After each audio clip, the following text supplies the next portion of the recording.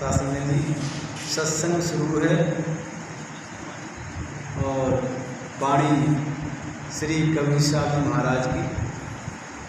भैरव कबीर जी अष्टपदी गरुड़ दो, एक वो सतगुरु प्रसाद।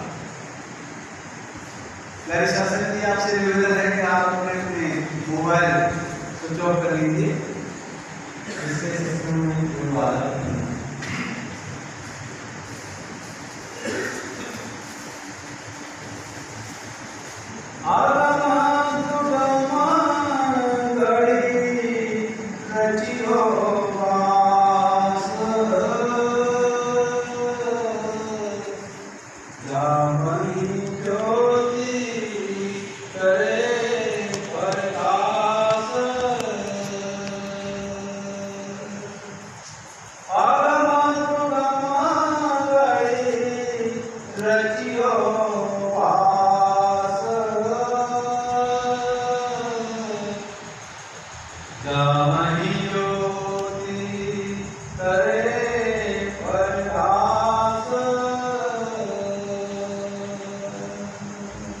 त्यागी साधु सिंह जी जय कृपा।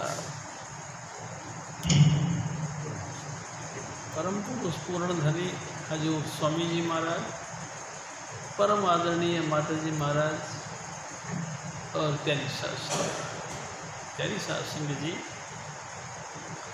ये कबीर साहब की बात है। कबीर साहब यानी कि मेरे सतगुरु बताया करते थे कि कोटिन युग प्रलय भाई हम ही करने हैं। करोड़ों युगों तक प्रलय होती रही, करने वाला कोई और नहीं था, हम ही थे। हम यानी कि शब्द धुन। यानी साधु सिंह जी ये शब्द धुन के रूप में हजूर स्वामी जी महाराज अपना परिचय देते हैं। मेरे सतगुरु इनके मुताबिक बताया करते थे। कबीर साहब के सामने जाकर भगवान हमारे सतगुरु यानी कि कृपाल सिंह जी महाराज पहुंच गए और कृपाल सिंह जी पूछते हैं कि हे महाराज, आपने ये दुनिया से विचित्र काम क्यों किया? जितने भी संत अभी तक धरती पर आए हैं सब माता के गर्भ से आए हैं।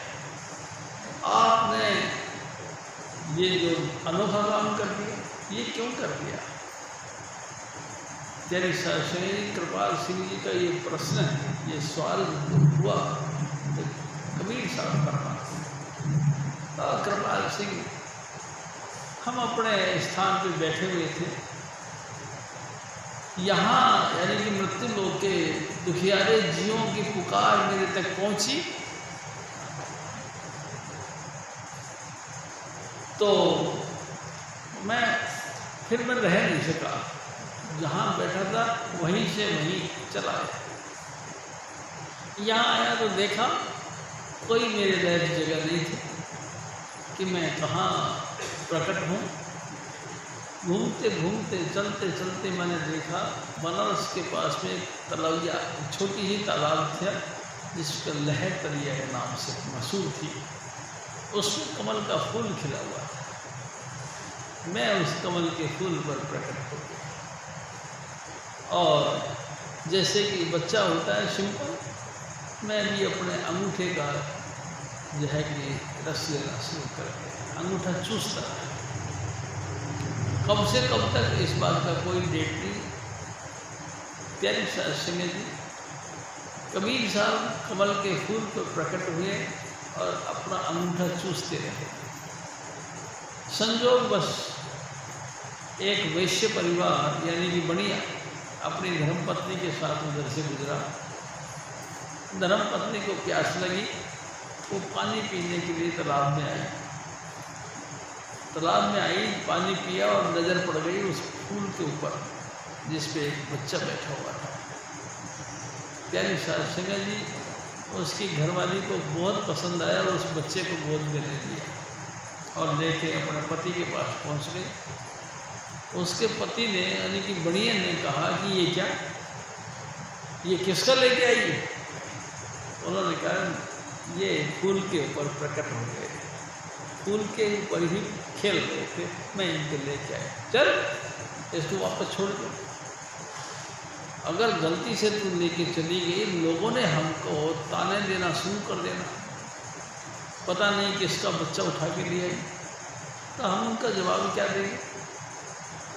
तो मेरी मान और झटपट जहाँ से लेके आई है वहीं पटक के आई। प्यारी साहब सिंह जी, कबीर साहब कहते हैं कि फिर मेरे को वो बढ़िया जी घरवाली ने जहाँ से उठाया था मेरे को उसी फूल पे छोड़ दिया। प्यारी साहब सिंह जी फूल पे छोड़ दिया।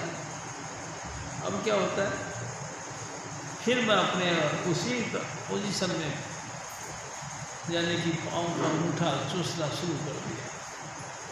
थोड़ी देर बाद में नीरू और नीमा, ये दोनों पति पत्नी एक मुसलमानों के, वो उधर से निकले। प्यारी साहब सिंह जी, नीमा ने भी मेरे को देखा और अपने गोद में उठा लिया। प्यारी साहब सिंह जी जैसे गोद में उठा लिया और लेके अपने पति के पास गई, तो उसने भी उसको डांटा, किसका उठा लाई, पटक क्या इसको? नहीं, मैं नहीं पटकूंगी, ये तो मेरा, क्योंकि हमारे घर में कोई संतान तो है और इसको देखते ही मेरा दिल उमड़ पड़ा, मैं इसको छोड़ूंगी नहीं। और प्यारी साहब सिंह जी उसने मेरे को अपने सीने के लगा लिया। प्यारी साहब सिंह जी जब उसने सीने के लगा लिया तो स्वामी जी महाराज हमारे कहते थे फिर वो दोनों मिलकर इस बच्चे को घर पे ले आए।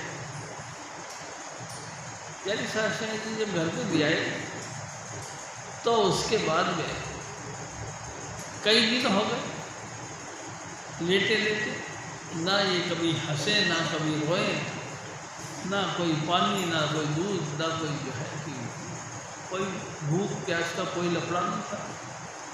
अपने बिस्तर पे लेटे रहे और अपने आप के उन्मून अवस्था में पड़े रहे। एक दिन फिर उसके पति ने कहा कि कमाल है, ये कौन कैसा लड़का है, कितने दिन हो गए भूखा प्यासा पड़ा है, ये ना कोई रोया है ना कोई हंसा है, इसको भूख नहीं लगती। जैसे उसने ये कहा कि इसको भूख नहीं लगती, अचानक बच्चा बोल पड़ा और बच्चे ने कहा कि मेरे को भूख लगी है और मैं बच्चिया का दूध पीऊँगा। प्यारी साहब सिंह जी फिर तहलका मच गया। भाई अभी 3 दिन पहले एक बच्चा हुआ है, बच्चा कहता है मेरे को बछड़ी का दूध पीना। हलचल मच गई पूरे कॉलोनी के अंदर। अब क्या किया जाए? किसी सियाने ने कहा कि घबराने की क्या बात है, उसके सामने बच्चियाँ ला के खड़ी कर दो। और प्यारी साहब सिंह जी ऐसा ही किया गया, एक बच्चिया को ला के उनके सामने खड़ा कर। कबीर साहब भी 3 दिन के थे, उठे और बाल्टी लेकर के बच्चिया के थनों के नीचे रख दिया और दृष्टि डाली, बच्चिया के थनों से दूध चूने लगा। इतना चूहा कि बाल्टी फुल भर गई। और प्यारी साहब सिंह जी कमाल तो तब हुआ जब उस बच्चे ने उस बड़ी बाल्टी को उठाया और पीना शुरू कर दिया और एक सांस में पूरी बाल्टी पी गई। हलचल मच गई। प्यारी साहब सिंह जी तहलका मच गया कि बच्चा नहीं, कोई खास कोई बात है। हजूर स्वामी जी महाराज हमारे फिर कहते हैं कि कुछ दिनों के बाद में मुसलमानों के अंदर जैसे सैयद, प्यारी साहब सिंह जी जैसे सुन्नत करने का एक नियम है, सैयदों को बुलाया गया। जो मुख्य जो जैसे कि गुरुद्वारे के प्रधान होते हैं, गुरुद्वारे के प्रबंधक होते हैं, ऐसे ही मस्जिद के जो लीडर होते हैं, उनमें से उनको बुलाया गया कि हमारा लड़का है सुन्नत करवानी। और वो सब इकट्ठे हो गए प्यारी साहब संगत जी, सुन्नत में गौ की हत्या की जाती है। तो उन्होंने एक गौ की हत्या करने का योजना बनाई और कहा गया कि भाई तू गौ लेके आओ, और वो एक गाय को लेके आए। गाय को लेके आए प्यारी साहब संगत जी, और गाय गौ की हत्या कर दी। एकदम कबीर साहब जो कि उस समय कुछ ही दिनों के थे, एकदम क्रोध में आ गए और बड़ी ऊंची ऊंची आवाज़ में बोलना शुरू कर दिया कि ये तुमने क्या किया, तुमने गौ की हत्या क्यों कर दी। तो सब लोगों ने मिलकर जवाब दिया कि भाई बात ऐसी है, हमारे धर्म के अंदर गौ की हत्या बताया जाता है, सुन्नत तभी होती है तब गौ की हत्या करेगा। तो कबीर साहब ने कहा कि गौ की हत्या करी जाती है, तो वो जो लोग गौ की हत्या करते थे वो उस जिंदा भी कर दिया करते थे, क्या तुम भी इस गौ को जिंदा कर सकते हो। तो सब ने कहा कि नहीं, हम नहीं कर सकते। उनमें से एक आदमी दबी आवाज़ में बोल पड़ा, तू तो बहुत बढ़िया बढ़िया बातें करता है, तो तू कर दे इसको जिंदा। प्यारी साहब संगत जी, कबीर साहब ने उसकी तरफ दृष्टि डाली और जिंदा हो गई। धन कबीर हो गया। और कबीर ने फिर एक और बात कही, मेरा नाम कुछ और मत रख देना, मेरा नाम कबीर है। प्यारी साहब संगत जी, पूरा क्षेत्र के अंदर तैल का मसीहा कि बच्चे ने अपना नाम आप रखा और सुन्नत नहीं होने दी, और सुन्नत के टाइम में जो गौ की हत्या करनी थी उसको उसने जिंदा कर दिया। प्यारी साहब संगत जी फेमस हो गए। जो भी देखो, जहाँ भी देखो, धन कबीर। और कबीर प्यारी साहब संगत जी बच्चों की टोलियाँ लेकर के बैठ जाते थे और परमात्मा की बातें सुनाया करते, अनोखी अनोखी बातें, पर्सनल बातें।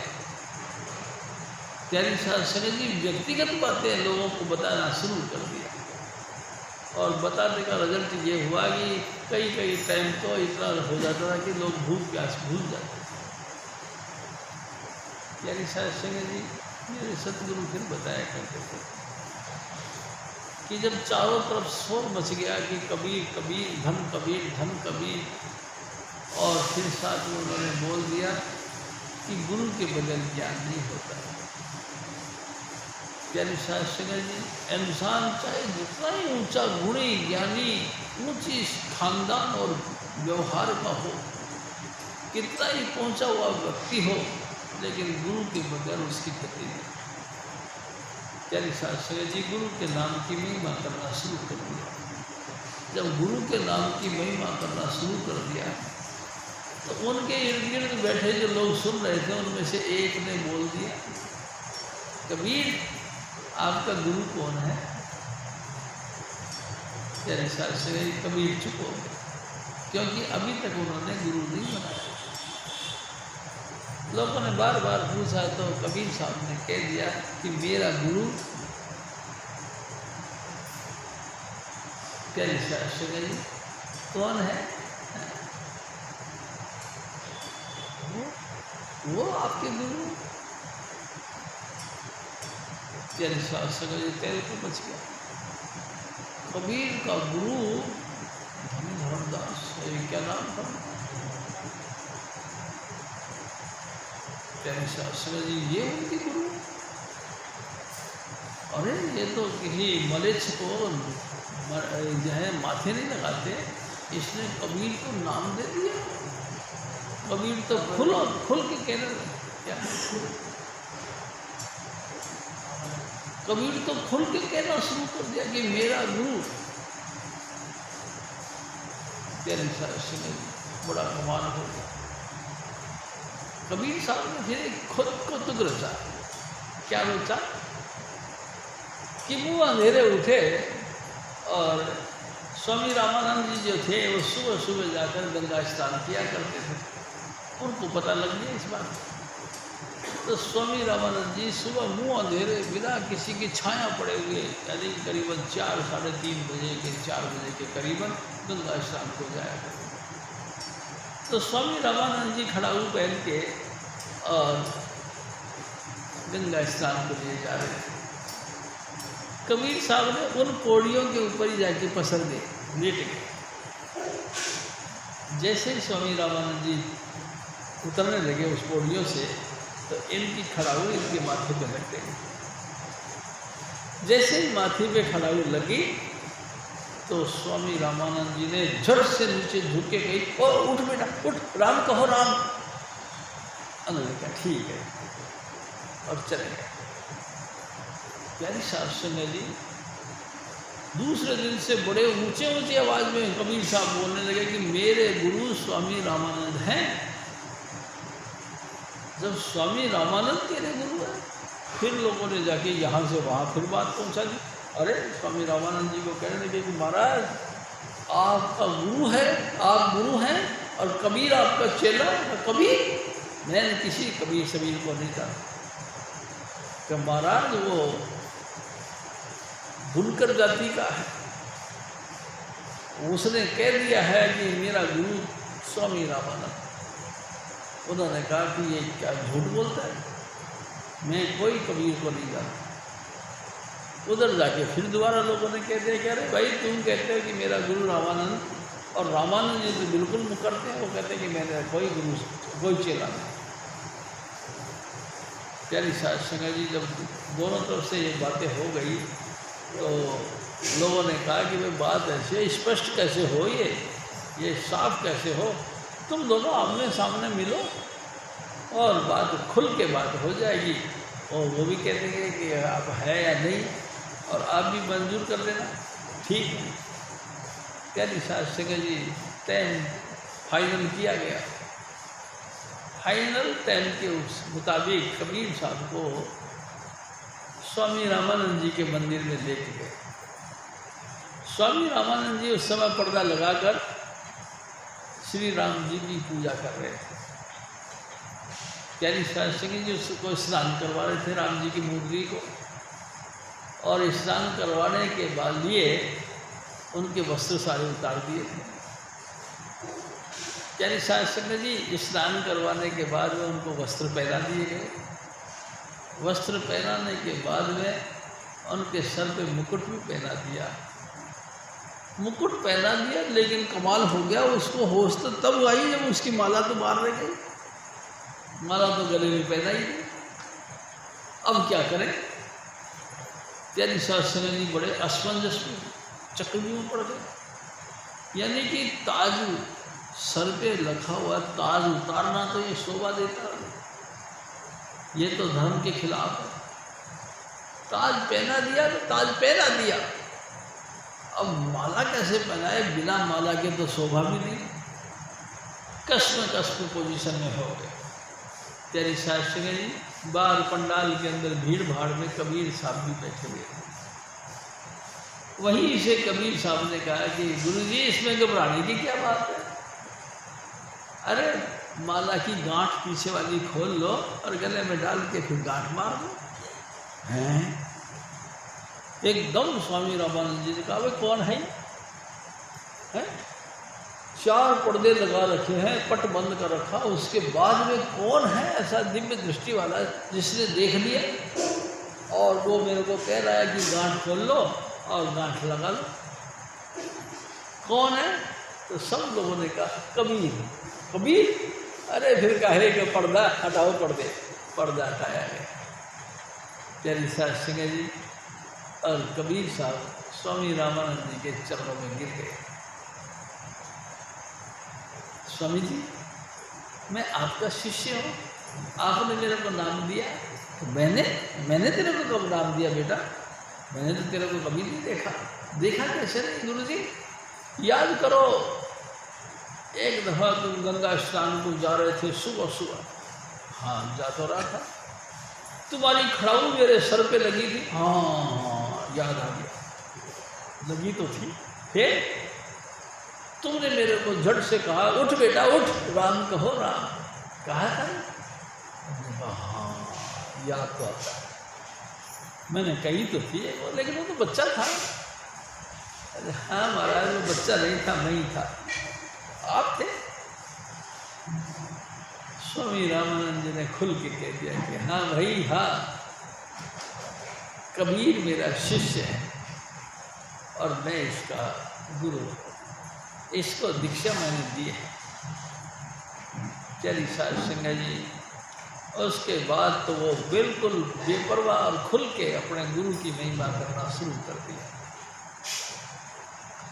चली साध संगत जी, एक दिन क्या हुआ, स्वामी जी महाराज हमारे बताया करते थे, एक दिन कबीर साहब समय से पहले ही अपने गुरु जी के घर चले गए।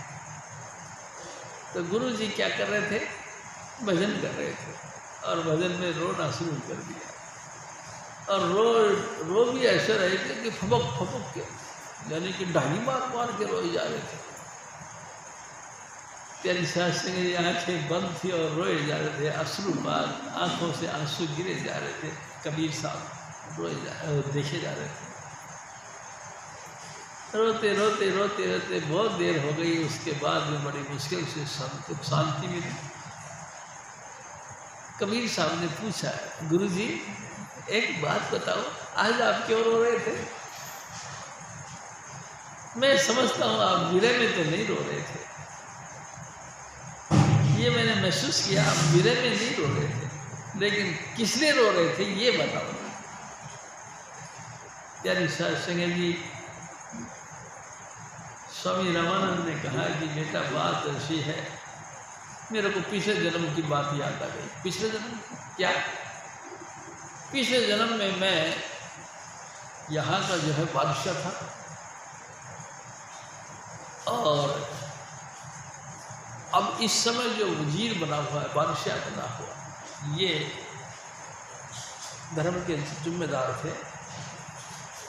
अचानक कोई ना कोई ऐसी बात होगी कि मेरे तलवार से इसका गर्दन काट दी गई और इसकी हत्या हो गई।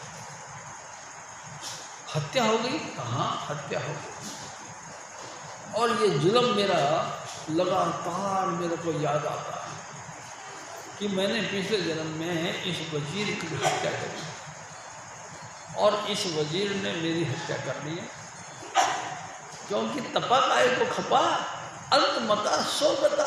इसमें कोई टेंशन देने की बात नहीं। जो तुमने कर्म किए हैं किसी भी तरीके के, वही कर्म तुमको भुगतने पड़ेंगे। किसी से तुमने भी, चाहे तुमने झूठे में, धोखे में किसी से झूठ बोला, तो कई शास्त्र है कि उसका भी फल तुमको देना पड़ेगा। ए कबीर, मेरे को पिछले जन्म की बात याद है कि मैंने इसकी हत्या करी थी, अब ये मेरी हत्या करेगा। इसी दुख को याद कर कर के मैं रोता हूँ। तेरी सास ने ये बात सुनी तो कबीर साहब ने कहा, कोई बात नहीं गुरुजी, मैं जाता हूँ वजीर के पास। अरे वजीर कहाँ मानता है, कहाँ सुनता है, कोई बात नहीं, सुनेगा तो ठीक, नहीं सुनेगा तो भी ठीक, मैं आपसे इजाज़त लेके जा रहा हूँ। तेरी सास ने कबीर साहब चले गए। जो बंगला था, यानी कि उस वजीर का रिहायशी घर था, उसके आगे दैलान था, पार्क लगा हुआ था, पार्क से रास्ता जाता था। कबीर साहब जाके वहीं उसी पार्क के किनारे बैठ गए।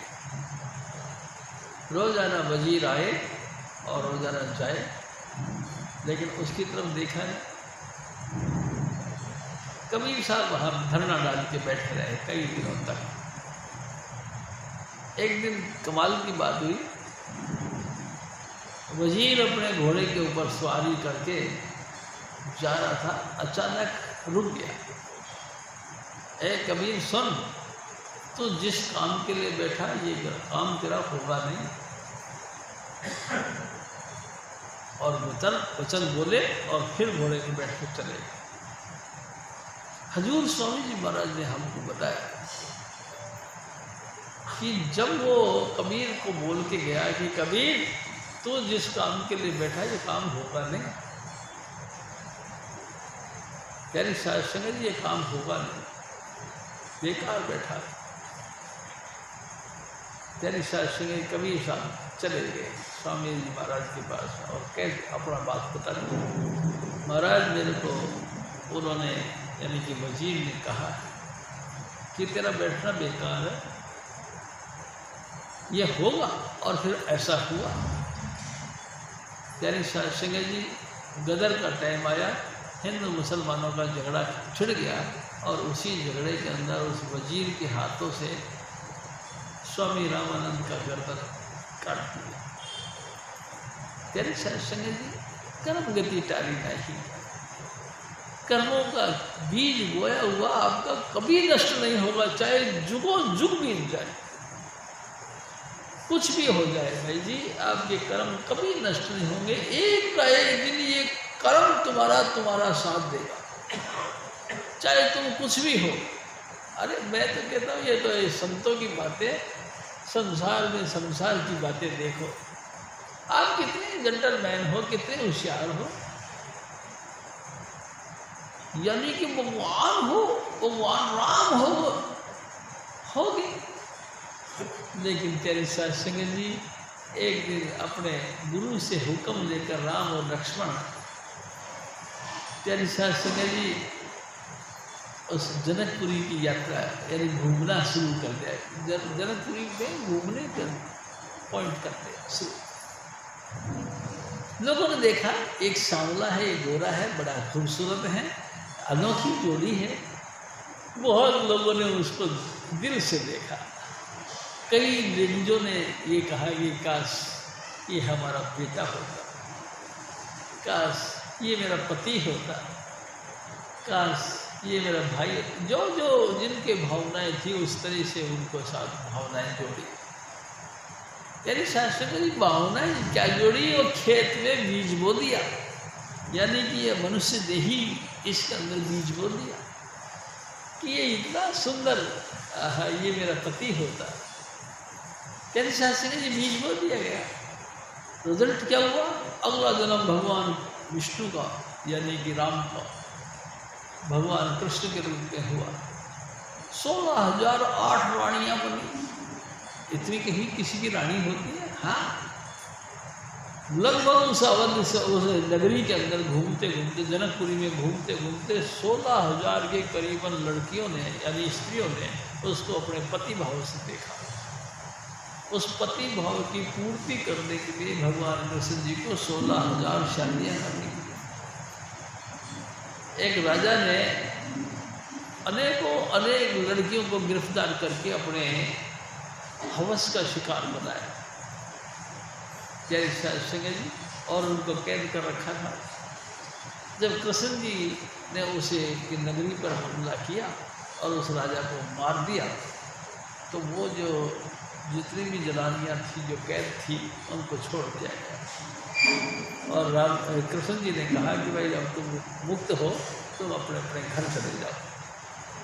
तो सभी जनानियों ने प्रार्थना करी हाथ जोड़ के कि हे भगवान, आपने तो हमको मुक्त कर दिया, लेकिन एक बात बताओ, इस समाज में हमको कौन मंजूर करेगा?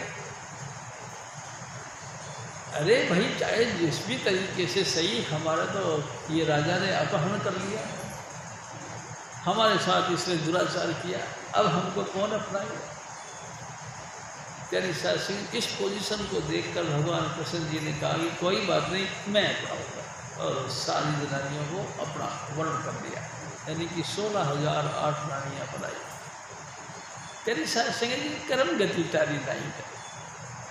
तुम जितने मर्जी होशियार हो जाओ, जितने मर्जी जेंटलमैन हो जाओ, भाई जी जो तुमने कर्म कर दिया तो तुमको भुगतना पड़ेगा। अच्छा, कर्म करने का भी 3 पोजीशन है, देविक, देहिक, भौतिक, तापा। देहिक यानी कि शरीर के द्वारा, देहिक, देविक यानी कर्मों के कारण से, भौतिक यानी कि बाहर की इंस्ट्रूमेंट, यानी कि आपने शरीर से, दिमाग से या बाहर के भौतिक साम्राज्य के हिसाब से कुछ भी आपने किया है, ये सारे तुमको भुगतना पड़ेगा। लेकिन एक बात है, जब तुम राम के राज में प्रकट हो जाओगे, यानी कि नाम जप जप के शब्द धुन सुन सुन के शब्द में लीन हो जाओगे, तो फिर ये तुम्हारे ऊपर लागू नहीं रहेगी। देवी की देही की भौतिक ताफा राम राज काहू नहीं जाता। जिसकी सूरत उस राम के राज में लीन हो गई, शब्द धुन में लीन हो गई, तो प्यारी शासन जी फिर ये कर्मों का खेल खत्म हो गया। नहीं तो बात नहीं तो कभी खत्म नहीं हो सकता।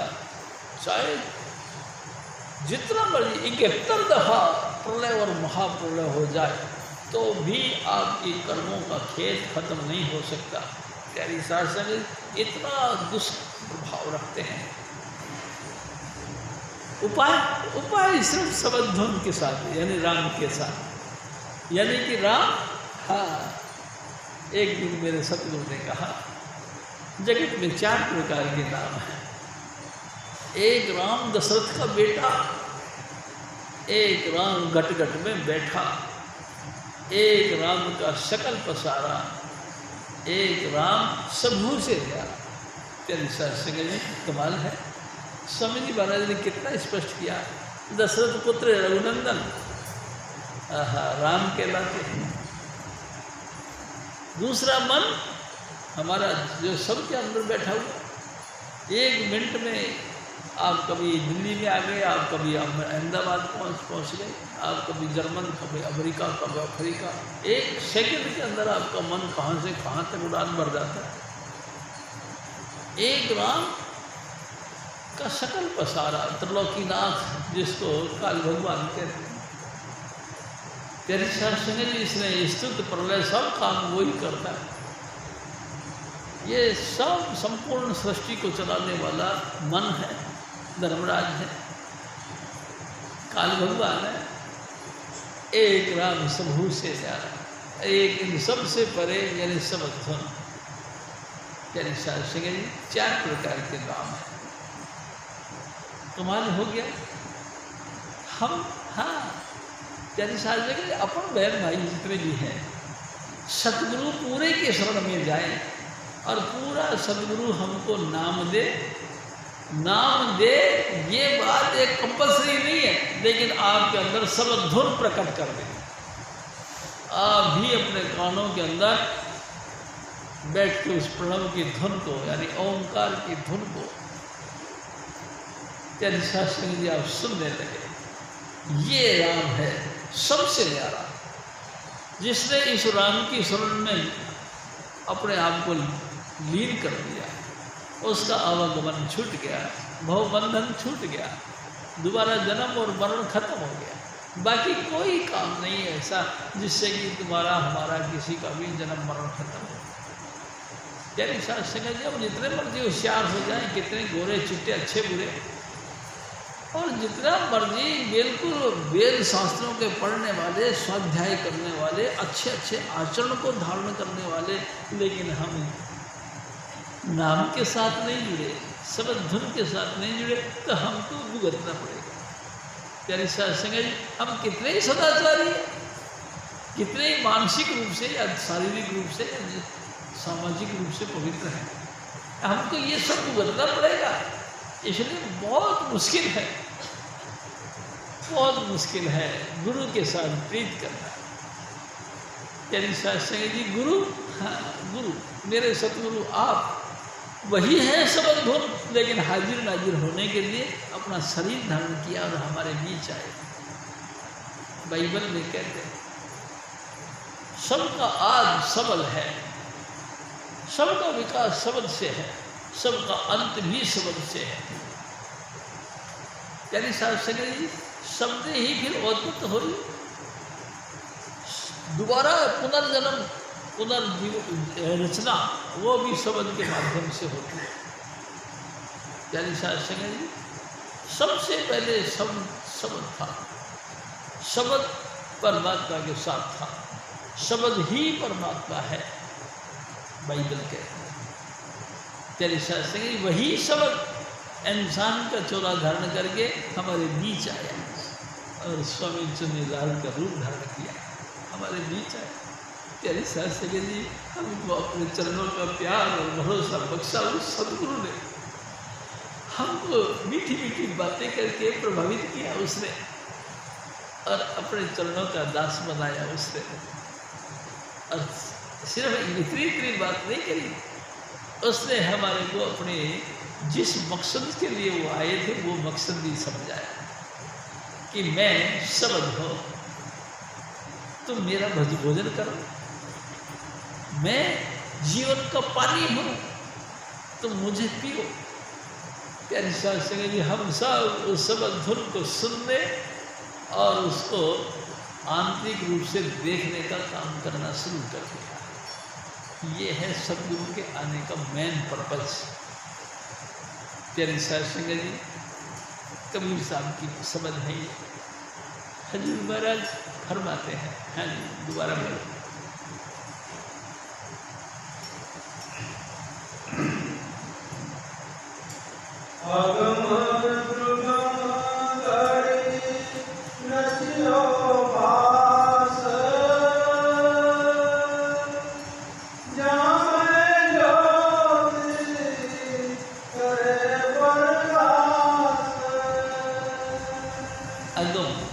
अगम किसको कहते हैं? जहाँ पर किसी की गमता नहीं, गमता कहते पहुँच, ना आपकी इंद्रियां पहुँचती हैं, ना आपका मन पहुँचता है, ना आपकी बुद्धि पहुँचती है, ना आप खुद पहुँचते हैं। अगम, जहाँ किसी की गमता नहीं। प्यारी सास संगत, स्थूल सूक्ष्म या कारण तीनों ही प्रकार का आपका शरीर वहाँ तक नहीं पहुँच पाता। तीनों ही प्रकार की इंद्रियां आपकी वहां तक नहीं पहुंचती। अगाध, इतना अपार है, इतना गहरा है वो राज कि उसको कोई उस समुद्र को पार नहीं कर सकता। उस शब्द धुन का जो लगातार शब्द धुन निकलता है उसके पार नहीं जा सकता, क्योंकि कोई देखा भी नहीं जा सकता वो, और पार भी नहीं जाया जा सकता। देखा क्यों नहीं जाता? क्योंकि वो अनलिमिट है। प्यारी सास संगत, स्थूल सूक्ष्म और कारण तीनों प्रकार की इंद्रियां वहां तक नहीं पहुंच पाए, क्योंकि ये सारी इंद्रियां तो यहीं तक रहती। आप देख लो, जितने भी होशियार हो, आप मेरे को देख रहे हो, मैं आपको देख रहा हूँ। प्यारी सास संगत जी, मैं यहाँ से गायब हो जाऊँ तो आपके सामने कौन रहेगा? मेरे सतगुरु रहेंगे। सतगुरु को कब तक देखोगे? जब तक वो जिस्मानी रूप से दिखाई दे रहा। प्यारी सास संगत जी, हजूर स्वामी जी महाराज ने भी चोला छोड़ दिया और वो भी शब्द धुन में लीन हो गए, फिर किसको देखोगे? प्यारी सास संगत जी, बड़ी अजीब बात है, क्योंकि अगोचर है वो। तमाम बुद्धि, तमाम मन और बुद्धि के घाट से, इंद्रियों के घाट से परे है। परमात्मा परे है। हाँ, परमात्मा का क्या रूप है भाई? प्यारी सास संगत जी, जितने भी रूप धारण किए जाते हैं वो कुछ ना कुछ वक्त पर नाश हो जाता है। किसी भी आकृति को धारण करने के बाद में भी वो आकृति नष्ट हो जाती है। प्यारी सास संगत जी, लेकिन शब्द धुन का कोई आकृति नहीं। प्यारी सास संगत जी, आप बताओ, शब्द धुन की कोई आकृति है? एक घंटा लिया और आपने बजाया टन, इस टन को कैसे लिखोगे? मान लो आपने टैन लिख दिया और नहीं लिख दिया, टन हो गया, तो टन तो नहीं हुआ ना। क्या करोगे? किस अक्षर को जोड़ोगे? किसको? दो तीन अक्षरों को भी जोड़ भी दिया, टन, लेकिन टन तो नहीं लिखा गया। प्यारी सास संगत जी, मैं दूसरे रूप में आपसे निवेदन करता हूँ, आपको कोई दिल के अंदर गम आ गया, दुख आ गया, आप रो पड़े, उस रोने को कैसे लिखोगे? प्यारी सास संगत जी, ये मन की अवस्थाएं हैं, इनको लिखा नहीं जा सकता। आपके सतगुरु आपके सामने प्रकट हो गए, आप खुशी के मारे हंसने लगे, हंसते हंसते आपकी आंखों से आंसू आ गए। प्यारी सास जी, आप किस रंग से लिखोगे? ये रचना से अलग है। प्यारी सास संगत जी, वर्णात्मक नाम में से परे है। कमाल की बात है, हजूर स्वामी जी महाराज कहते हैं कि अगम यानी कि वो अवस्था परमात्मा की तरफ से जो सतगुरु की तरफ से मिलती है वो अगम है, इंद्रियों से भी परे अगम है, अगाध है, अनलिमिट है। अगाध मतलब इतना गहरा है जितना मर्जी डूब जाओ।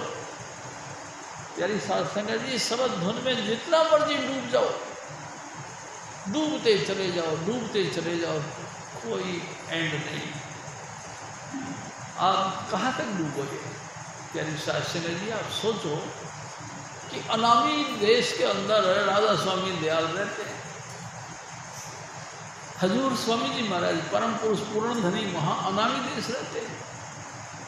उन्होंने ख्याल किया कि मैं एक हूँ अनेक हो जाऊँ, और प्यारी साध संगत जी अलग अगम का निर्माण किया, और उसी अलग और अगम से प्रवृत्त होते सचखंड में आके टिक गए। अब इस अवस्था को कैसे लिखोगे, कैसे समझोगे? प्यारी साध संगत जी सतगुरु जब मिलता है, वो नाम देता है, तब इन अवस्थाओं को लोग महसूस करते हैं। इस चीज को पाने के लिए हमको स्वामी जी महाराज की जरूरत पड़ती है। प्यारी साध संगत जी ये कहना चाहिए कि ये मार्ग गुरु का मोहताज है। गुरु बिन ज्ञान न होवे न पूछो रे, किसी तरह से किसी से पूछ लो, बिना गुरु के कभी ज्ञान नहीं हो सकता। ज्ञान किसके लिए? स्वामी जी महाराज ने एक दफा बताया, ज्ञान ध्यान धुन जानी है। आप आंखें बंद करके यहाँ टेक के विचार करके और ध्यान करो किसी चीज का, उसमें लगातार गूंज निकलती है आवाज से। प्यारी शास्त्र जी लाइट ऑफ गॉड आपके अंतर में ज्योति प्रकट होती है, खुदा का नूर आपके अंदर प्रकट होता है, और उसमें एक ट्यून भी निकलती है। ज्ञान ध्यान धुन जानिए अकथ कहा, वैसे जो वर्णन नहीं किया जा सकता, ऐसा वर्णन करने के भी परे जो अकथ कथा है वो आपके अंदर सतगुरु देता है। प्यारी साध संगत जी गुरु ऐसा होना चाहिए, हाँ गुरु ऐसा होना चाहिए। क्या कैसा होना चाहिए गुरु? गुरु अंधेरे में ज्योति दिखाए, तमसो माँ ज्योतिर्गमय, बिल्कुल अंधेरा उसमें से प्रकाश का किरण निकल जाए। यानी शायद से हमारे वेद कहते हैं तमसो यानी गहरा अंधेरा, उसमें से माँ निश्चित रूप से ज्योति यानी कि प्रकाश प्रकट हो जाए। निश्चित रूप से महा अंधेरे में आपको प्रकाश दिखाई दे, यह है हमारे वेद। प्यारी साध संगत जी कमाल है, कबीर साहब इसी बात की व्याख्या करो और हर बात है।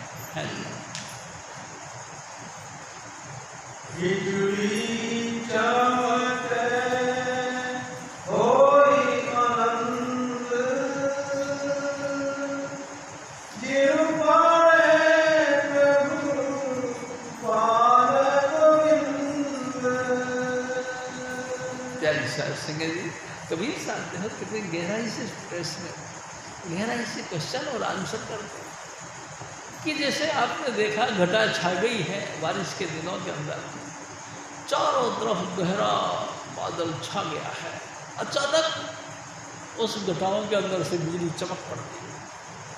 प्यारी साध संगत जी बहुत जोर से उसमें से लाइट निकलती है और बहुत जोर से उसमें साउंड भी निकलता है। ऐसा लगता है जैसे बहुत बड़े जबरदस्त पत्थर टकरा गए हों और कड़क कड़क करते हुए उसमें से चांदना निकलता घूम जाता है, ऐसे निकला और ऐसे निकला।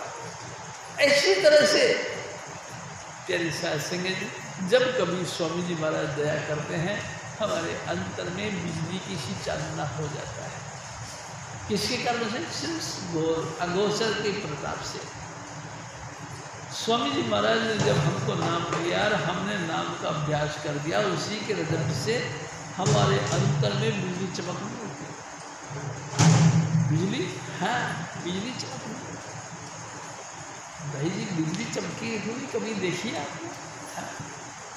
स्वामी जी हमारे को नाम दिया करते थे सबको, तो कहते थे बैठ जाओ बजते, और हम बैठते थे। कई दफ़ा लोगों से पूछते थे स्वामी जी क्या सत्संग दिखाई दिया?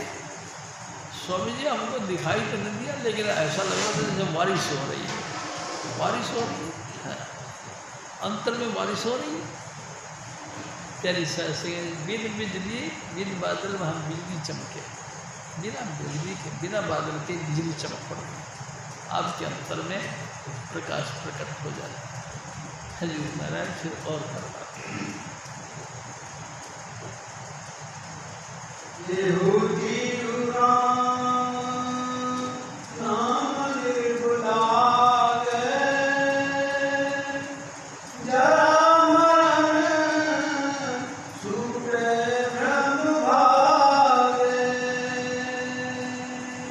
हजूर महाराज ने कितना खुल के कहते, ओ मेरे भाई, सब जानते हैं इस बात को, क्योंकि जो भी गुरु वाला है वो सब जानता है। गुरु जिसको भी नाम देता है अगम अगोचर के साथ जोड़ता है, उसके अंतर में फिर लाइट ऑफ गॉड यानी कि चमकती हुई बिजली दिखाई देती है। जिसने भी गुरु धारण किया, गुरु ने उसको इस चीज़ों से परिचित करवाया। लेकिन कमाल है, दुनिया कैसे भी उल्टे ख्यालों में जा रही। यानी साध संगत जी इन्हीं ख्यालों को करते करते बुढ़ापा आ गया। जब माता के गर्भ में आया था उस समय ये बच्चा था, सब कुछ अंदर में उसके प्रकट था, लेकिन जैसे ही बाहर गर्भ से बाहर आया, भगवान विष्णु की माया ने इसको लपेट दिया और ये भूल गया। इसी भूल पे भूलते भूलते भूलते पूरी जिंदगी बर्बाद कर दी। प्यारी साध संगत जी दुनिया के कर्म कांड करना शुरू कर दिया। किसी न किसी धार्मिक स्थान पर जाकर मंदिर मस्जिद गुरुद्वारे के अंदर माथा टेकना शुरू कर दिया। भगवान जी की संगमरमर की मूर्ति के आगे नाक रगड़ते रगड़ते नाक की कुंडी घिसके। लेकिन कभी भगवान जी की मूर्ति ने आके कहा नहीं कि बेटा तू क्यों नाक की कुंडी घिसे जा रहा? अरे मैं तो तेरे अंदर हूँ, लेकिन कभी नहीं। यानी सत्संग जी तमाम लोगों को मैंने देखा नाक रगड़ते रगड़ते रगड़ते रगड़ते नाक ही घिसते जाने, लेकिन वो चीज़ प्रकट नहीं हुई। हम कैसे भोले भाले लोग हैं। परमात्मा हमारे अंतर में था, गुरु हमको उसी अंतर में जो परमात्मा था उसके साथ जोड़ने के लिए आए, लेकिन कमाल है इस माया ने हमको लपेट लिया। यानी सत्संग जी माया ने लपेट लिया। हम जितने होशियार बने, जितने होशियारी हमारी अपनी ठीक है, लेकिन सब धुन तो प्रकट नहीं हुआ, लाइट ऑफ गॉड तो प्रकट नहीं हुआ। हजूर बाबा सावड़ सिंह जी महाराज कहते हैं कि मैंने ऐसे ऐसे भाई देखे जिन्होंने 800 दफ़ा गुरु ग्रंथ साहब का पूरा भोग डाला, 800 बार, यानी कि संपूर्ण 800 दफ़ा कर दिया। लेकिन मैंने उनसे पूछा क्या तुमने अंदर कोई चालना देखा? उन्होंने कहा कैसे चालना? कैसा चलना? यानी उनको ये तक पता नहीं कि चलना भी होता है।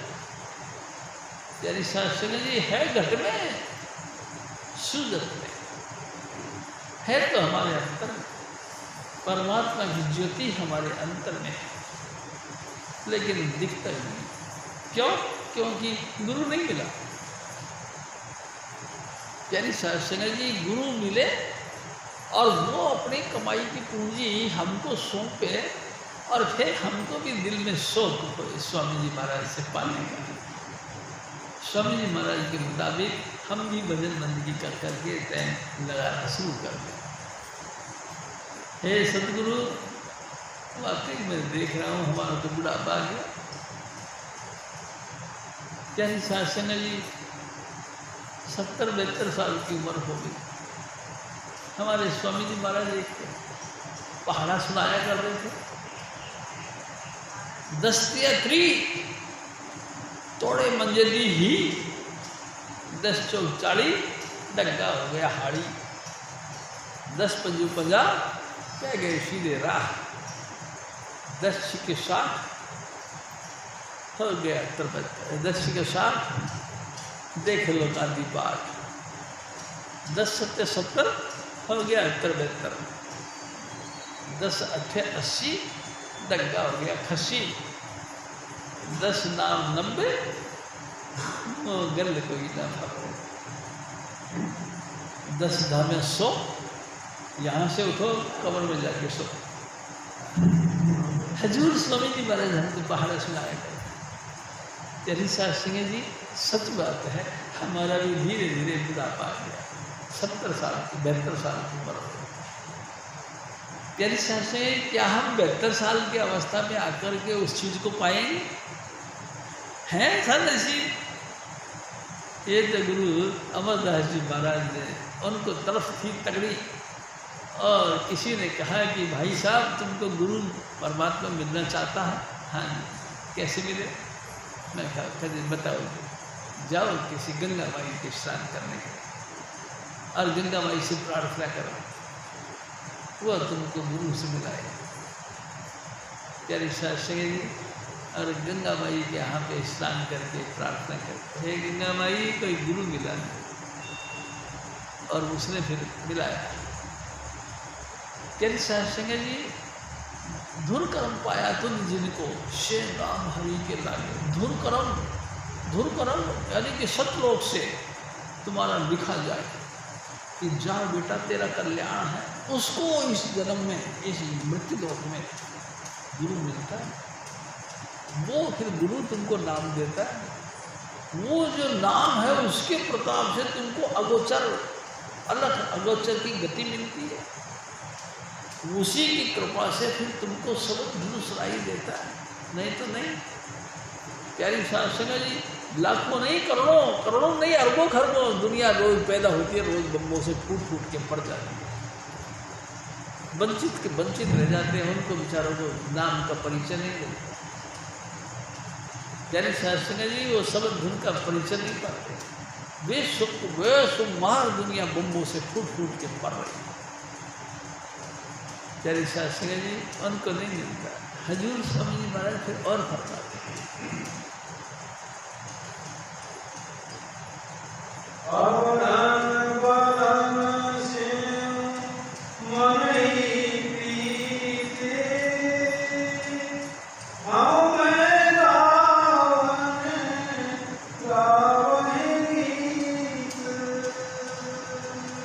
प्यारी सासंग जी कमाल की बात है अवस्था बीतती जा रही है लेकिन हम इन रंगों के अंदर रंगे पड़े हैं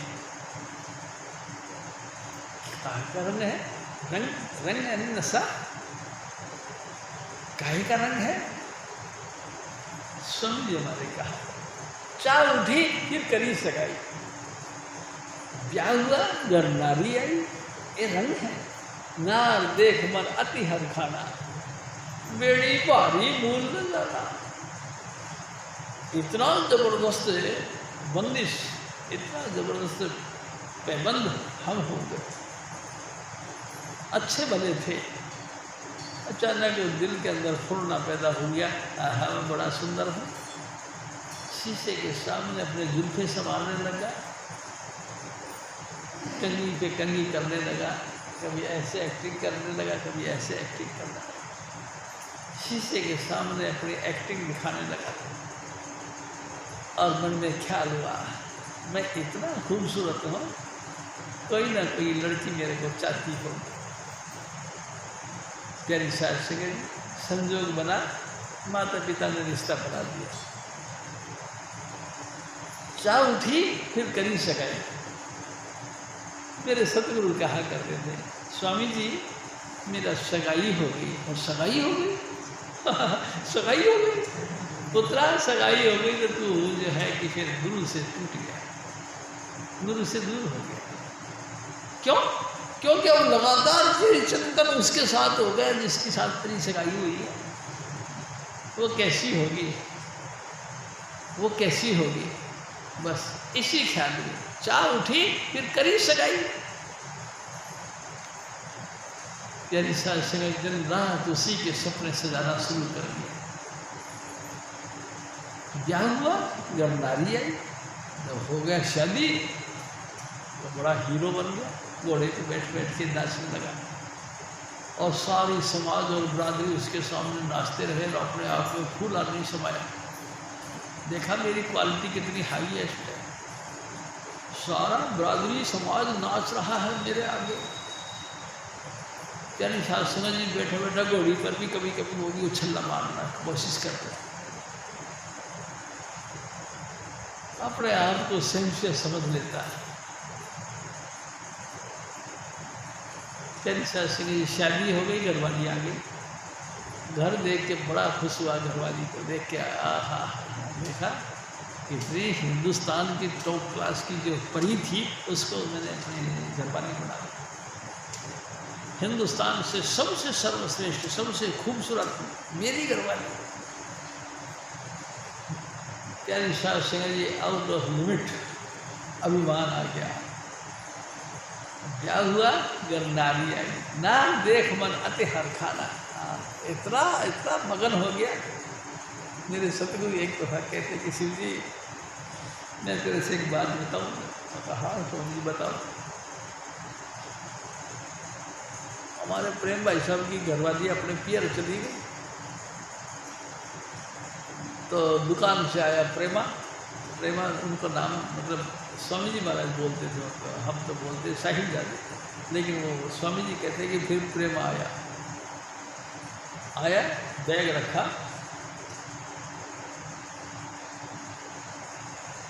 इधर उधर ताक झांकना शुरू कर दिया। बाथरूम में गया, किचन में गया, हमारे पास आया, पिछला कमरा खोल के पिछला कमरा देखा। ऐसे स्वामी जी कहते थे कि हक्का बक्का रह के ऐसे देखने लगा। आखिरकार कंट्रोल से बाहर हो गया, तो फिर कहने वो कितने गई। मेरे को बड़ा ताज्जुब हुआ। शिव जी मैंने सोचा कि ये क्या है, अरे मैं तेरा बाप हूँ, ये तेरी माँ है, दोनों तुम्हारे सामने बैठे, तेरे को पता नहीं वो कितने गई। सविता, सविता नाम था उनका, हमारी भाभी जी का। सविता कितने गई। मैंने सोचा कि वाह। तो शिव जी बात यह है कि बस अपनी जनानी है तो सारा संसार हमारे कब्जे में है। चाह उठी फिर करी सगाई, क्या हुआ, गरनारी आई, नार देख मन अति हर खाना, बेड़ी भारी मूल न जाना। बेड़ी कहते हथकड़ी, पैरों में बेड़ी, आपके पैरों में भी बेड़ी डाल दी, हाथों में हथकड़ी डाल दी। आप उनकी मर्जी से साइड नहीं कर सकते, आप उनकी मर्जी के बगैर आप साइड नहीं ले सकते। उसी रिश्तेदारी में जाओगे जहाँ तुम्हारी धर्मपत्नी कहेगी चलो वहाँ, तो तुम जाओ। तुम्हारी घरवाली तो कह देंगे नहीं नहीं, तो फिर आप किस तरह कोशिश करो, आप नहीं जाओ। बेड़ी है, बंदिश, पैरों में भी बेड़ियाँ पड़ गई, हाथों में भी हथकड़ियाँ पड़ गई। भाई साहब दिल दिमाग सब आप उसके अधीन हो गया। कितना कितना जबरदस्त बुढ़ापा आ गया। यानी साध संगत जी आजकल हमारे भाई साहब का एक्सीडेंट हो गया, यानी कि किचन में पैर लग गया और हड्डी टूट गई। डॉक्टर ने जो है चेकअप किया तो ये हड्डी दूसरी डाली और राड भी डाल दिया। इतनी हालत खराब है। यानी साध संगत जी मैं आपसे निवेदन करूँ, बेड़ी भारी मूल न जाना। बड़ा जबरदस्त बेड़ी लग गई है पाओ, इससे कस से मसले नहीं हो सकते। हजूर महाराज फिर और फरमा,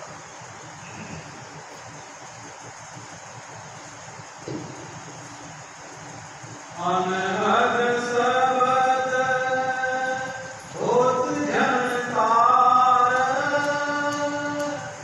जिव पढ़े प्रभु श्री गोपाल। प्यारी साध संगत जी, हजूर स्वामी जी महाराज मिल गए और उन्होंने हमको दीक्षा दी। दीक्षा का रिजल्ट क्या हुआ? अनहद सब्र।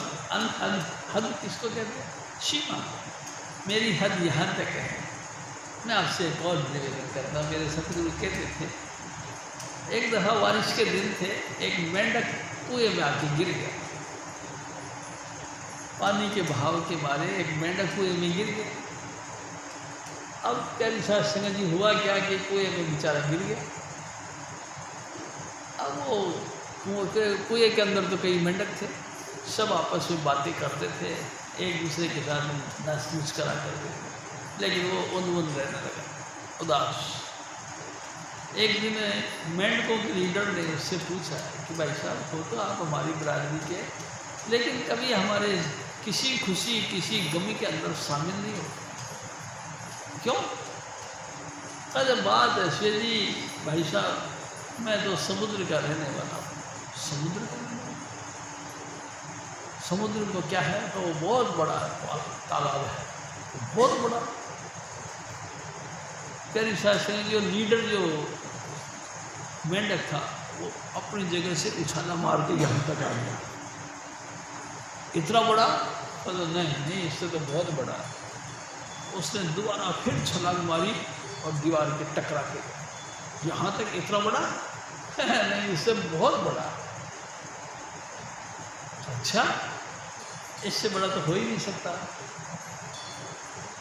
दीवार को जब टच हो गया, इससे बड़ा कैसे हो सकता है? तो कहने लगा, नहीं, इससे बहुत बड़ा है, इससे बड़ा नहीं हो सकता। जिसकी पहुंच ही नहीं, वो तुमको कैसे इशारा देके समझाएगा कि वहां तक ना? तेरी शास्त्री जी उसकी पहुंच ही बाहर तक है। हम राधा स्वामी कुल के मेंढक हैं, स्वामी जी महाराज की याद में टर करते रहते हैं। सतनाम सतनाम सतनाम जी, जय कृपाल जय कृपाल जय कृपाल जी। सतनाम सतनाम सतनाम जी, जय कृपाल जय कृपाल जय कृपाल जी।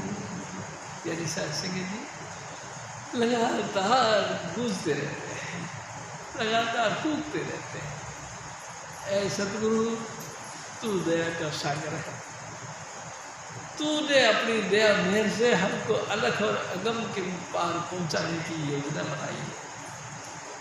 प्यारी शास्त्री जी, तेरे चरणों के साथ हमारा हित प्रेत बने, ये हमारे को हिसाब में नहीं, हमारे बस की नहीं। हम तो तेरे दर्शनों के प्यासे हैं, लगातार तेरे आगे हाथ झोली फैला फैला की प्रार्थना करते हैं। ऐ सतगुरु, हमको भी उसी धाम जोड़ दे, हमको उसी देश पहुंचा दे जहाँ का तू बाशिंदा है। तेरा धाम अलख अगम से क्या है, तू दर्शन अलख अगम से भी पार तेरा धर है, लेकिन हम जब जमीन के साथ जुड़े, तेरा धाम अधर में प्यारी, तू धर संग रह बुला ली। ए आत्मा, तेरा घर वहाँ है जहाँ जमीन नहीं, लेकिन कमाल की बात यह है, तू जमीन के साथ बंधी पड़ी है। ये प्लाट मेरा है, ये मकान मेरा है, ये दुकान मेरी है, ये ज़मीन मेरी है, ये जायदाद मेरी है। अरे मेरी मेरी करते करते तू बुढ़ापे में आ गया, तेरे समझ में नहीं आई बात कि तू धीरे धीरे बुढ़ा होता जा रहा। तेरे कालापन हट के और सफ़ेदी छा गई, तेरे को समझ में नहीं आई। अरे ये ऐसा हो जाएगा कि जैसे सफ़ेदी नहीं टिकी है, सफ़ेदी के साथ कालापन नहीं टिका, वैसे सफ़ेदी भी नहीं टिकेगी और तेरी डेड बॉडी हो जाएगी। यानी सिंह जी, तेरे अपने चाहने वाले लोग वो झट से कहेंगे कि अरे अभी तो बाबा गुजर गया, फटाफट अर्थी मंगाओ और फ़ोन कर दो, जिसको भी फ़ोन करना है आ जाए और कह दो हम निगम गोद घाट पहुँच रहे हैं। भाई डायरेक्ट वहीं पहुँचो, यहाँ आके क्या करोगे। और भाई जी, हालत कराम कमाल की बात है। हमारे तमाम जानकार रिश्तेदार निगम देवघाट पहुंच गए। जय शास्त्री जी, हमको फिर भी समझ नहीं आती। हम फिर भी सोचें कि अभी और दिए गया। प्यारे शास्त्री जी हॉस्पिटल में पहुंचा दिया, वेंटिलेशन पर रख दिया। फिर भी लगातार दिल में यही तमन्ना है कि मैं ठीक होके घर चला जाऊंगा, अपने बच्चों के साथ खेलूंगा कूदूंगा, बच्चों के साथ बातें करूंगा कराऊंगा। लेकिन कमाल है, वेंटिलेशन भी पड़ा हुआ है, सांस भी पंप से लिए जा रहे हैं, लेकिन फिर भी आस लगा के बैठे हैं कि मैं ठीक होके घर जाऊंगा, मेरे बच्चों के साथ में बात करूंगा, मेरी घरवाली के साथ में बात करूंगा। अभी उम्मीद है। प्यारे शास्त्री जी, काहे की उम्मीद लेके बैठे हो? आपने देखा नहीं, आपके बाल सफ़ेद सफ़ेद कैसे हो गए, कालू खत्म हो गई, सफ़ेदी आ गई। फिर भी तेरे को यकीन है कि बने रहेगा? यकीन है, क्योंकि अभी अरे भाई तू समझा कर मर जाता है तो मरने वाले और हैं, मैं नहीं मरूंगा। तू क्यों नहीं मरेगा? तो मरने वाले और हैं, उन्होंने मरना है, मैंने नहीं मरना, उन्होंने मरना है। लेकिन कमाल हो गया प्यारी शास्त्री जी, 2 दिन पहले जबान बंद हो गई, आंखें बंद हो गई, जो देखती थी वो आंखें पट लग गई बंद। बापू आँख खोलो, आँख खोलो। प्यारी शास्त्री जी, राम नाम सत्य हो गया। हजूर महाराज फिर और भरवा गए। मंडल मंडल मंडल मंडा प्रिय स्थान दीन प्रिय खंडा।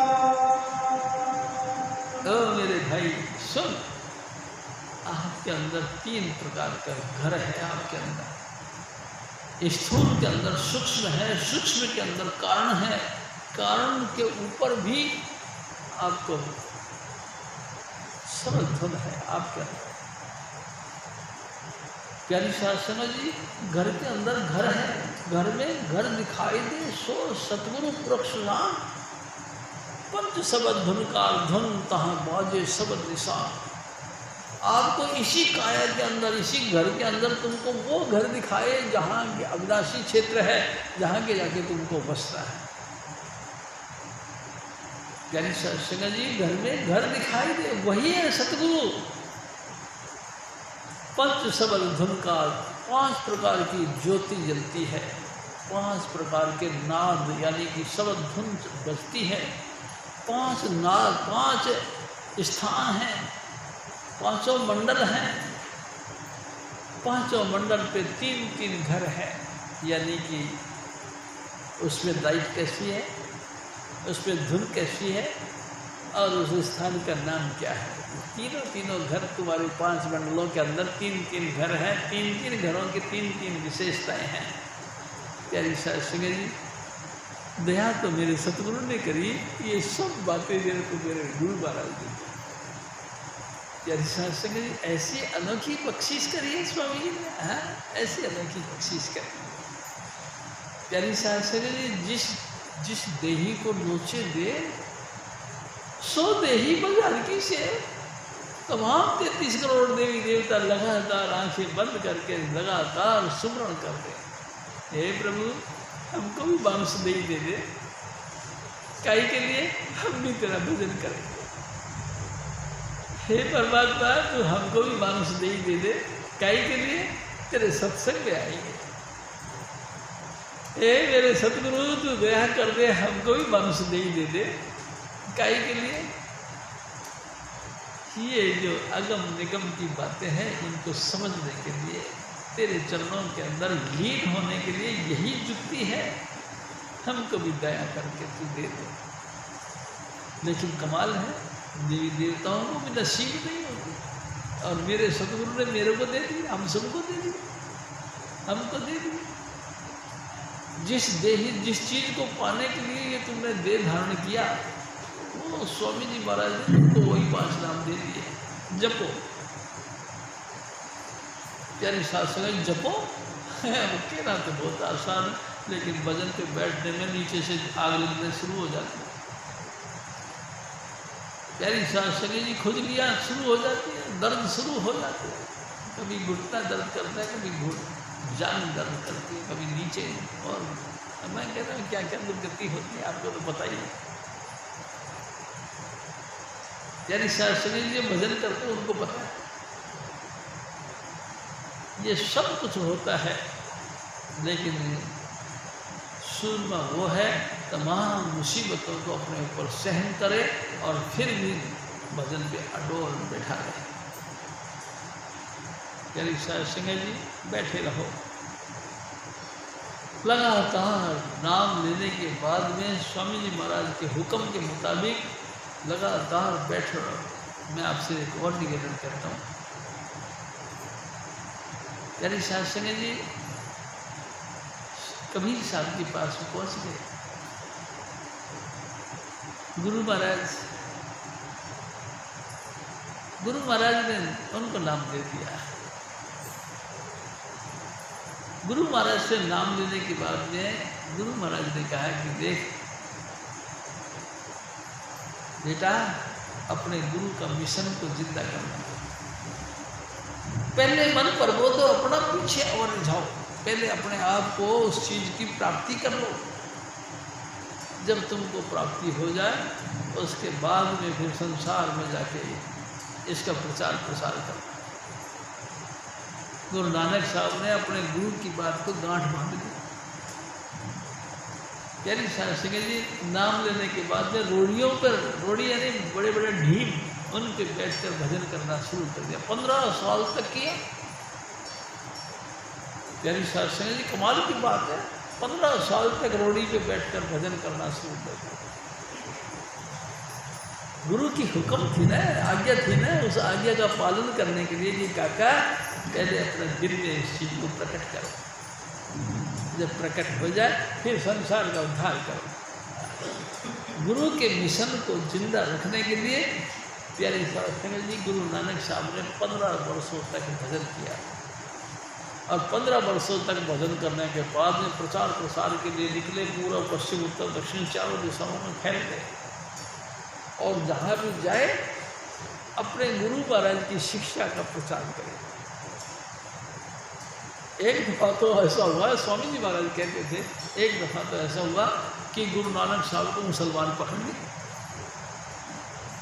मुसलमानों ने पकड़ लिया और पकड़ के कहने लगे तू बता, तू हिंदू है मुसलमान? प्यारी शास्त्री जी बड़े लफड़ा पड़ गया। गुरु नानक साहब बड़े सुलझे हुए महान हस्ती थी। उन्होंने कहा हिंदू कहो तो मारियो, अगर मैंने कह दे मैं हिंदू हूँ तो तुम मेरे को मारोगे। मुसलमान में नहीं, मैं मुसलमान नहीं, यानी कि तुम हिंदू हो, मैं कह दूँगा कि हिंदू हूँ तो तुम मेरे को मारोगे। मैं हिंदू भी नहीं, तुम हिंदू भी नहीं, तुम मुसलमान भी नहीं, फिर तुम क्या हो? 5 तत्व का पुतला। देखो कितनी डेफिनेशन किसने स्पेशल दी। मैं 5 तत्व का पुतला हूँ। गैगी खेले माए, गैर यानी कि वो धुन, वो सब धुन मेरे अंदर प्रकट है। यानी शास्त्री जी इस तरह से अपना परिचय दिया और निकल गए उस झंझट से। यानी शास्त्री जी जिसके एक दिन मेरे सतगुरु ने कई कमाल की बात कही कि पूरी जिंदगी के अंदर गुरु नानक साहब ने 7 चीज़ों को नाम दिया। पूरी जिंदगी के अंदर देखो कितनी जटिल चीज़ है ये जो हमको मिलती है आसानी से। पूरी जिंदगी के तपस्या से, पूरी जिंदगी के दौड़ धूप से पूरा Hindustan, Pakistan, German, Japan, America, Africa, पूरा पश्चिम उत्तर दक्षिण चारों दिशाओं की यात्रा करके पूरी जिंदगी में उन्होंने सिर्फ 7 शिष्य बनाए। यानी शास्त्री में इतनी जटिल चीज़ है जो स्वामी जी महाराज ने हमको सहज में ही दे दी है। हम सहज में मिल गए इसलिए हम कदर नहीं करते। यानी सिंह जी हम भजन नहीं करते। जो जो हम भजन करते हैं क्यों तुम्हारी रानी बढ़ती है। प्यारी सिंह जी हमारा दिल दुखी होता है जबकि सब सुखदाता नाम है दूसरा नहीं को। कहो नानक हर भज मना जिस सिमरत सुख हो। सबका सुखों का दाने देने वाला राम है, ये राम के नाम। लेकिन कमाल है उस नाम को हम बिल्कुल जपते नहीं। यानी सिंह जी हम उस नाम को नहीं जपते। हम क्या जपते हैं? यानी सिंह जी एक दिन स्वामी जी महाराज ने कहा 10 वस्तु लेने तू आया। तू 10 वस्तु लेने के लिए गुरु महाराज के दरबार गया। 10 वस्तु यानी 10 प्रकार की सामग्री। बाल बच्चे भी हो, घरवाली भी हो, बाल बच्चों के बेटे भी हैं, उनकी ब्याह शादी भी हो, धन धन भी हो, मकान जमीन जायदाद भी हो, सब चीज़ें तुम लेने के लिए आया। और स्वामी जी महाराज ने एक एक करके तुमको सब दे दिया। यानी सिंह जी स्वामी जी महाराज मजाक करके कहा करते थे वो हलवा बना बना के तुम्हारी हाथ पे रखे जा रहे थे, तुमने हाथ आवाज़ की आगे कर दिया। उन्होंने आपके हाथ पे हलवा रख दिया, आपने झट लेके बेईमानी करने की कोशिश करी, इस हाथ को पीछे कर दिया, ये हाथ आगे कर दिया। प्यारी सिंह जी सोचा कि दोनों हाथों से लेके पीछे से कुत्ता आ गया, उसने चाट लिया। वो हाथ दिया था वो भी खत्म हो गया। और गुरु महाराज ने देखा अभी तो तेरे को दिया था। प्यारी सिंह जी न वो रहा, हमारा ये हालत है। इस एक वस्तु के कारण से हम खोट कमाते रहते हैं। अनेक प्रकार के प्रपंच रखते हैं ये हमारा ये चीज़ बनी रहे, बनी कुछ नहीं रहती भाई जी। अब देखो ना पानी का ये बुदबुदा, आसमान उसकी जात, देखते ही छुप जाएंगे जो तारा प्रभात। रात को कितने तारे तमतमाते हैं, कहाँ गए वो? सुबह होते ही टमटमाते हुए सब तारे जल आलोक हो गए। ऐसे ही जैसे कि पता सा पानी के अंदर रखा, इतना मोटा था, पिघल के उसी में समा गया, पता ही नहीं लगा। यानी सिंह जी हमारी काया भी दिन प्रतिदिन इसी तरह से पिघल कर चली जा रही है, हमको समझ नहीं आया। गुरु महाराज फिर और फरमाते हैं आगम अगोचर रहा अब अंत, पार न पावे को धरनी धरमंत। यानी सिंह जी इस अगम अगोचर का कोई भी एंड नहीं। कितनी कोशिश करी किसी ने भी, पूरी जिंदगी पढ़िए जेते बरस पढ़िए जेते मास, पढ़िए जेते आजा पढ़िए जेते सास। नानक लेखे एक गल हो में जखम जा। पूरी जिंदगी कुरान बाइबल गीता अच्छे धार्मिक ग्रंथों को पढ़ना शुरू कर दिया, धड़ाधड़ इस तरह से जैसे कि हवा की तरह। फिर भी क्या हुआ? एक बात समझ में आई, क्या? आपको घमंड हो गया है। इतना पढ़ा, पढ़ने के बाद भी आपको घमंड हो गया। नानक देखे एक गल हो में जखन था, हो में अहंकार आ गया, उसी में तुम डूब पड़े। यानी सिंह जी कुछ भी हासिल नहीं हुआ। हजरत महाराज फिर और फरमाते हैं कादरी पूर्व धूप प्रकाश, रज पंकज में लियो निवास। हजूर स्वामी जी महाराज ने कितनी बढ़िया बात करी। ओ मेरे भाई, बारिश हुई और उसकी बूंदें गिरी, कदली कहते हैं शीप को, कदली कहते हैं केले के फल को। एक जगह जाके कदली शीप भुजंग मुख स्वात एक गुण तीन, जैसी संगत बैठे तैसो ही फल लिए। कदली कहते शास्त्री जी केले के फल पेड़ को, बस केले के पेड़ के ऊपर वो बूंद गिरी, कपूर बन गया। वही बूंद पानी समुद्र के अंदर शीप ने मुंह खोल के ऐसे रखी, उसमें गिरी, मोती बन गई। प्यारी शास्त्री जी वही पानी की बूंद एक सांप बैठा बैठा हवा दे रहा था, उसके मुंह में गिरा, जहर बन गया। जैसी संगत, जिसने भी जिसकी संगत करी उसी का उसको फल मिलता है। यानी संगत जी बूंद तो एक ही है, लेकिन कहीं तो कपूर बन गया, कहीं वो जो है कि हीरे मोती बन गए, कहीं जो है कि जहर का पुड़िया बन गई। ये क्या हुआ? चीज तो एक ही थी। भगवान जी ने थोड़ी भेजा था कि तुम जहर बन जाना, तुम जो है कि हीरे मोती बन जाना, तुम जो है कपूर बन जाना।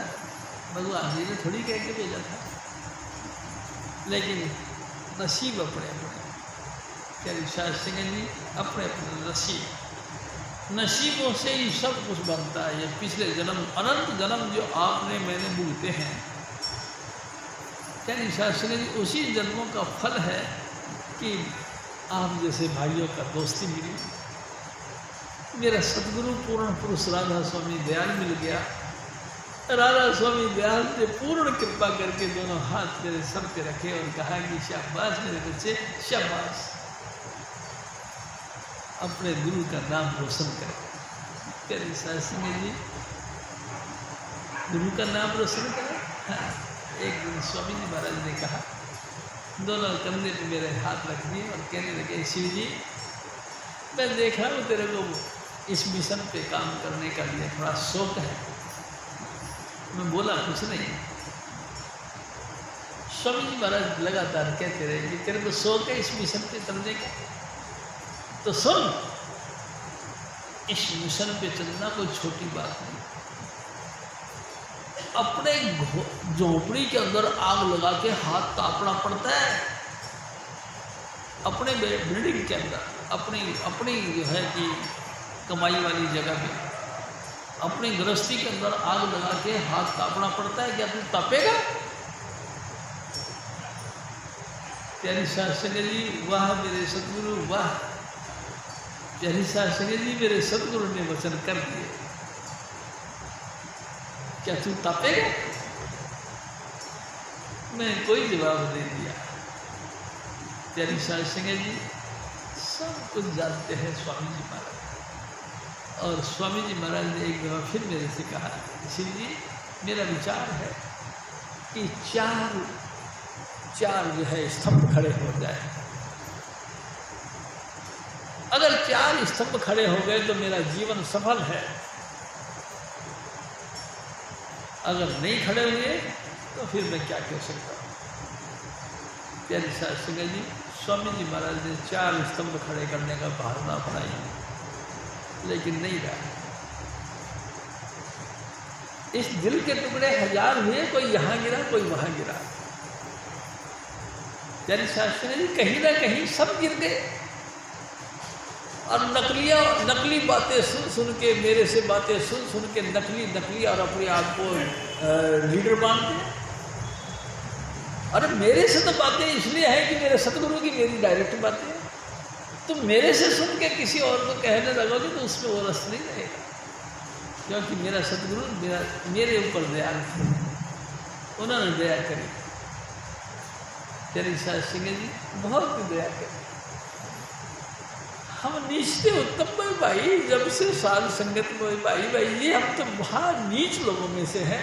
नीच यानी निम्न घाटी पर, नीची के इंद्रियों पर रहने वाले, लेकिन उत्तम बनाया मेरे सतगुरु ने। जब से साध संगत में भाई, नहीं कोई अपना नहीं बेगाना, सकल संग हमारी बन आई। अपना पराया का कोई लफड़ा नहीं। प्यारी शास्त्री जी हमारी तो सबके साथ शांत बनी है, सबके साथ मेरे सदगुरु की शिक्षा का प्रचार प्रसार हो रहा है, बस यही खुशी की बात है। हजूर महाराज फिर और फरमाए,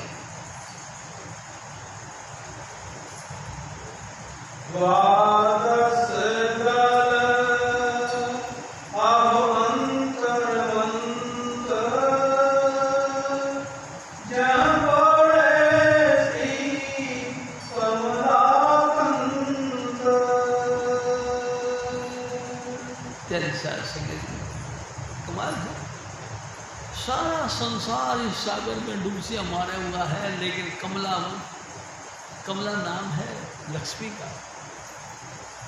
प्यारी साहब सिंह जी, जिसको देखो वो सब कमला के अधीन चल रहे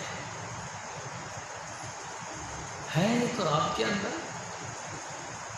अरे ये तो 33 करोड़ देवी देवता, आप रूपी 9 सिद्धि, ये सब तो आपकी तरफ लालायित होकर देखते हैं कि कब मेरे को हुक्म मिले और मैं इनकी सेवा करूँ। लेकिन कमाल है,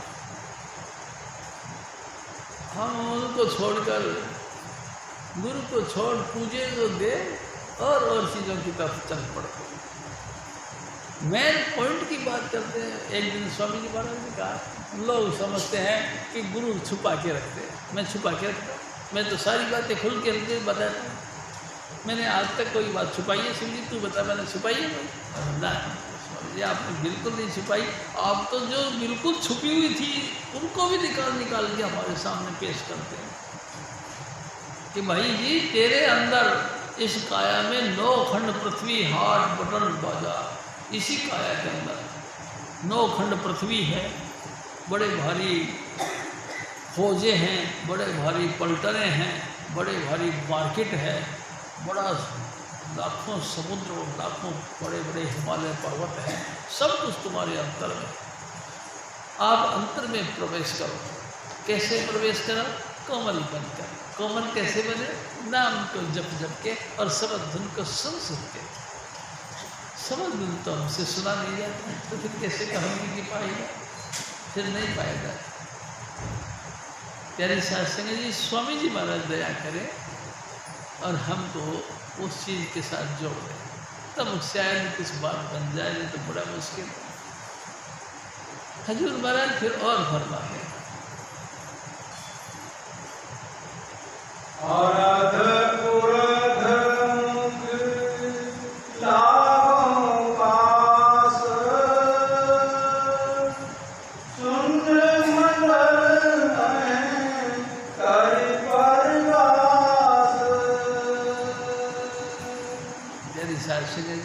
ऊंचा नीचा।